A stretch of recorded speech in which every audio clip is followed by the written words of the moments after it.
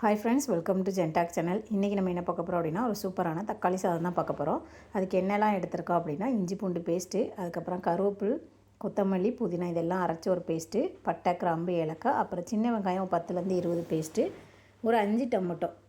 இது எல்லாமே நான் பேஸ்ட்டாக தான் வச்சுருக்கேன். நம்ம பேஸ்ட்டாக சேர்த்தோம் அப்படின்னாலே அந்த தக்காளி சாதம் வந்து ரொம்ப டேஸ்ட்டாக இருக்கும். இது வரைக்கும் நீங்கள் இந்த மாதிரி ட்ரை பண்ணல அப்படின்னா ட்ரை பண்ணி பாருங்கள்.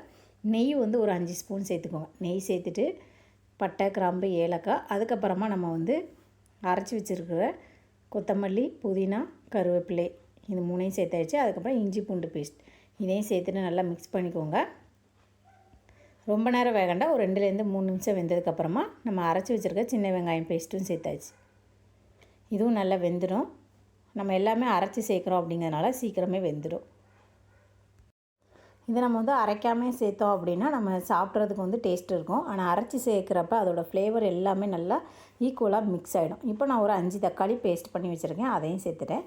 உங்களுக்கு எதுவுமே அரைக்க விருப்பம் இல்லை அப்படின்னாலும் நீங்கள் வந்து கட் பண்ணினாலும் சேர்த்துக்கலாம். தக்காளி சாப்பிட்றப்ப உங்களுக்கு தக்காளி எல்லாம் மென்று சாப்பிடணும் அப்படின்னு நினச்சிங்கனாலும் நீங்கள் வந்து அப்படியே சேர்த்துக்கலாம். என்ன தான் நம்ம தக்காளி அப்படியே போட்டாலுமே குக்கரில் வேக வைக்கிறப்ப நமக்கு வந்து சீக்கிரம் வெந்துடும். அதனால் தக்காளி இருக்கிற இடம் தெரியாது. அதனால் நம்ம இந்த மாதிரியும் செஞ்சுக்கலாம். அப்படி இல்லை உங்களுக்கு விருப்பம் அப்படின்னாலும் நீங்கள் கட் பண்ணினாலும் சேர்த்துக்கோங்க. இப்போ வந்து 1 டேபிள் ஸ்பூன் வத்தல் பொடி, அதுக்கப்புறமா 1 டேபிள் ஸ்பூன் குழம்பு மசாலா பொடி, இது ரெண்டையும் நான் கரைச்சிட்டே சேர்த்துட்டேன். இப்போ இது கூட நான் என்ன சேர்க்க போகிறேன் அப்படின்னா காலிஃப்ளவர் வந்து ஆப்ஷனல் தான், இருந்தால் சேர்த்துக்கோங்க. நம்ம தக்காளி சாதத்து கூட இதை சேர்க்குறப்ப ரொம்ப சூப்பராக இருக்கும். இப்போ காலிஃப்ளவரை சின்ன சின்ன பீசஸாக நம்ம கட் பண்ணி எடுத்துக்கலாம். கழுவிட்டு அதுக்கப்புறமா இதில் இருக்கிற அந்த கருப்பு கலரில் இருக்கிறது எல்லாத்தையுமே நீங்கள் எடுத்துருங்க. வெந்நீரில் கழுவுனாலும் கழுவிக்கோங்க. நான் வந்து தண்ணியில் தான் கழுவுறேன். ஓரளவு ஃப்ரெஷ்ஷாக தான் இருக்குது. 1-2 தான் அந்த கருப்பு இருக்குது. அதை கத்தி வச்சு கட் பண்ணி எடுத்துக்கலாம். கட் பண்ணிவிட்டு இந்த மாதிரி தண்ணியில் நல்லா கழுவி எடுத்துட்டு நம்ம என்ன செய்ய போகிறோம் அப்படின்னா இதையும் அது கூடவே சேர்க்க போகிறோம். காலிஃப்ளவர் சேர்த்தோம் அப்படின்னா ரொம்ப சூப்பராக இருக்கும். இப்போ இதெல்லாம் நல்லா வெந்துடுச்சு. இது கூடவே நம்ம என்ன செஞ்சுக்கலாம் அப்படின்னா இந்த காலிஃப்ளவரையும் சேர்த்துக்கலாம். காலிஃப்ளவர் ரொம்ப சின்ன பீசஸாக வேண்டாம், ஓரளவு பெருசாக இருந்தால் தான் வெந்து வரப்போ நமக்கு பாதி கரைஞ்சிரும். அதனால் ஓரளவு பெரிய பீசஸாகவே நீங்கள் சேர்த்துக்கோங்க. சேர்த்துட்டு நல்லா மிக்ஸ் பண்ணிக்கோங்க. இப்போ வந்து நான் வந்து 1.5 டம்ளர் அரிசி எடுத்திருக்கேன். அது ஊற வச்சுருக்கேன் அரை மணி நேரம். அதுக்கு வந்து 3 டம்ளர் தண்ணி சேர்த்துருக்கேன். நீங்கள் அரிசி ஊற வைக்கலை அப்படின்னா கூடுதலாக 1 டம்ளர் சேர்த்துக்கோங்க. நான் அரிசி நல்லா ஊற வச்சுருக்கேன் அரை மணி நேரம், அதனால் நான் அப்படியே சேர்த்துட்டேன். 1.5 டம்ளருக்கு 3 டம்ளர் சரியாக இருக்கும். அரிசி ஊற வைக்கலைன்னா 1 டம்ளர் எக்ஸ்ட்ரா சேர்த்துக்கோங்க. இது அடிப்பிடிக்க எதுவுமே செய்யாது. இது வந்து நம்ம எப்போவும் பொங்குத அரிசி தான். எப்போவும் சாதம் வைக்கிற அரிசியிலே நம்ம என்ன செஞ்சுக்கலாம் அப்படின்னா தக்காளி சாதமும் செஞ்சாலும் நல்லா டேஸ்ட் வரும். பாஸ்மதி அரிசியாக இருந்துச்சுன்னா தண்ணி அளவை கம்மி பண்ணிக்கோங்க. இப்போது கொத்தமல்லி தலையெல்லாம் போட்டாச்சு. இது நல்லா இந்த மாதிரி நல்லா கொதிச்சதுக்கப்புறம் தான் நம்ம என்ன செய்யணும் அப்படின்னா குக்கரை மூடி வைக்கணும். இது இப்போ நல்லா கொதிச்சிச்சு. இப்போ நம்ம விசில் சேர்த்துக்கலாம். ஒரு 4லேருந்து 5 விசில் வச்சா போதும், ரொம்ப வைக்க வேண்டாம். நீங்கள் அரிசி ஊற வைக்கல அப்படின்னா கூடுதலாக 2 விசில் வைக்கணும். இப்போ நான் இதுக்கு என்ன செய்ய போகிறேன் அப்படின்னா ஒரு ஆம்லேட் ரெடி பண்ண போகிறேன். தேங்காய் எண்ணெய் சேர்த்துக்கோங்க. மழை நேரத்துக்கு பனி நேரத்துக்கு தேங்காய் எண்ணெய், பியூர் தேங்காய் எண்ணெய் இருந்தால் இந்த மாதிரி நல்லா நமக்கு உறைஞ்சிடும். பியூர் தேங்காய் எண்ணெய் இருந்தாலே நம்ம அதிலே கண்டுபிடிச்சிக்கலாம். கலப்படமாக இருந்துச்சு அப்படின்னா இந்த மாதிரி ஆகாது. இப்போ நம்ம என்ன செஞ்சுக்கலாம் அப்படின்னா கட் பண்ணி வச்சுருக்கிற வெங்காயம், பச்சை மிளகாய், மல்லியில் கருவேப்பில், அப்புறம் கொஞ்சமாக உப்பு சேர்த்து நல்லா வதக்கிக்கோங்க. தக்காளி வேணும்னா சேர்த்துக்கலாம். நான் தக்காளி சேர்க்கலை ஆம்லேட்டுக்கு.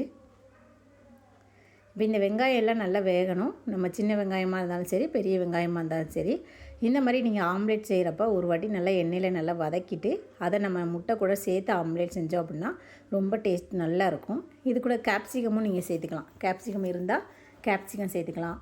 முருங்கைக்கீரை இருந்துச்சுன்னா முருங்கைக்கீரை சேர்த்துக்கலாம். பாலக்கீரை எது இருந்தாலும் நீங்கள் செஞ்சுக்கலாம். ஆனால் அளவு வந்து கொஞ்சம் கம்மியாக சேர்க்கணும் கீரைகள் சேர்க்குறப்ப. இப்போ இது நல்லா பீட் பண்ணிக்கோங்க. இது நல்லா பீட் பண்ணிட்டோம் அப்படின்னா நமக்கு வந்து எக்கு வந்து நல்லா சாஃப்டாக இருக்கும். இப்போ எக்கை நல்லா பீட் பண்ணியாச்சு.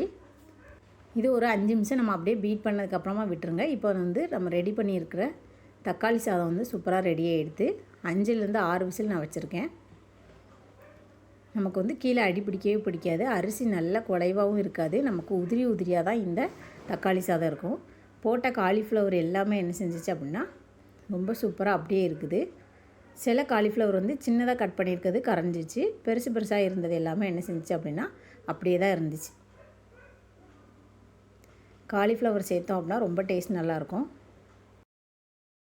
இப்போ பீட் பண்ணி வச்சுருக்கிற முட்டையை நம்ம என்ன செஞ்சுக்கலாம் அப்படின்னா ஆம்லேட் போட்டுக்கலாம். கல் நல்லா சூடானதுக்கப்புறமா கொஞ்சமாக எண்ணெய் சேர்த்துக்கோங்க. எண்ணெய் சேர்த்துட்டு ஊற்றினோம் அப்படின்னா கல் வந்து ஃபஸ்ட் டைம் நம்ம ஊற்றுறப்போ ஒட்டாமல் வரும். இப்போ இது எல்லாத்தையும் நல்லா பெருசாக விரித்து விட்டுக்கலாம். நீங்கள் தக்காளி சாதத்துக்கு வந்து ஆம்லேட் தான் இல்லை, எதுனாலும் வச்சு சாப்பிட்லாம். இன்றைக்கி வந்து நான் ஆம்லேட் செஞ்சேன் அப்படிங்கிறதுனால அதுவும் நம்ம வந்து வெங்காயம் எல்லாத்தையுமே எண்ணெயில் வதக்கிட்டு கொஞ்சம் டிஃப்ரெண்ட்டாக செஞ்சேன் அப்படிங்கிறதுனால நான் என்ன செஞ்சுருக்கேன் அப்படின்னா வீடியோ எடுத்திருக்கேன். இப்போ வந்து இது 2 பக்கம் நல்லா வெந்ததுக்கப்புறமா திருப்பிக்கோங்க. தக்காளி சாதமும் சூப்பராக ரெடி ஆகிடுச்சு.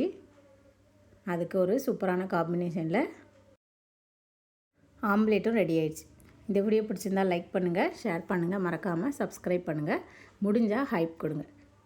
மீதி இருக்கிறதே நான் என்ன செஞ்சிட்டேன் அப்படின்னா இந்த மாதிரி பொரிச்சு எடுத்தாச்சு. சாதம் ஆம்லேட் ரெடி ஆகிடுச்சு. தேங்க்யூ.